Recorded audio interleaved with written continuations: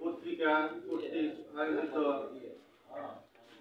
অনুষ্ঠানের আজকের সভাপতি জনাব লুৎফর রহমান অরেঞ্জ, উপস্থিত আমার অত্যন্ত কাছের লোক জনাব মিজানুর রশিদ আবু, উপস্থিত আছেন আমাদের হাতিয়া মকসুদ গ্রামের কেন্দ্রীয় জামে মসজিদের পেশ ইমাম ও খতিব জনাব নুরুল ইসলাম মিয়া, উপস্থিত আছেন বিভিন্ন পাড়া থেকে আগত বিশেষ অতিথি এবং সম্মানিত ভাইয়েরা, আসসালামু আলাইকুম। আজকে আমরা দৈনিক জবাবদিহি পত্রিকার ৮ম বর্ষ উপলক্ষে সবাই একত্রিত হয়েছি। আয়োজক মোহাম্মদ রুবেল মিয়া, উনি টাঙ্গাইল জেলা প্রতিনিধি, উনি এত বড় একটা অনুষ্ঠানের আয়োজন করেছে, এটা প্রশংসার দাবিদার। তো দৈনিক জবাবদিহি পত্রিকাটা আগে মনে হয় সাপ্তাহিক ছিল, এখন দৈনিক সাংবাদিক হয়েছে, দৈনিক জবাবদিহি পত্রিকা হয়েছে, মানে প্রতিদিন এটার রিপোর্ট বাহির হচ্ছে। আগে সপ্তাহে একদিন বাহির হইত। পত্রিকাটা উত্তরোত্তর সাফল্যমণ্ডিত হইতেছে এবং পুরা বাংলাদেশ কাভারেজে আনতেছে। সেই সুবাদে এই পত্রিকাটা প্রশংসার দাবিদার।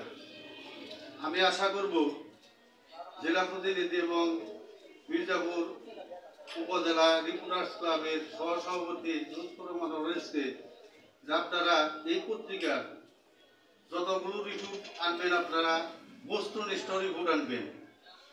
ভুল ভ্রান্তি রিপোর্ট এটা আমাদের এলাকার বা তথা আপনাদের দুর্নাম হোক, এই ধরনের কর্মকাণ্ডে আপনারা লিপ্ত থাকবেন না। রিপোর্ট করতে গেলে অনেক বাধা বিপত্তি আসবো, এর মধ্যে রিপোর্টও করতে হবে। রিপোর্টের জবাবদিহি চাইলে জবাবদিহি করতে হবে আপনাদের। কাজেই বস্তুনিষ্ঠ রিপোর্ট করবেন যাতে এলাকার সুনাম হয়। এলাকার আমরা গর্ববোধ করতে পারি যে আমাদের এলাকায় 2 জন সাংবাদিক আছে, একজন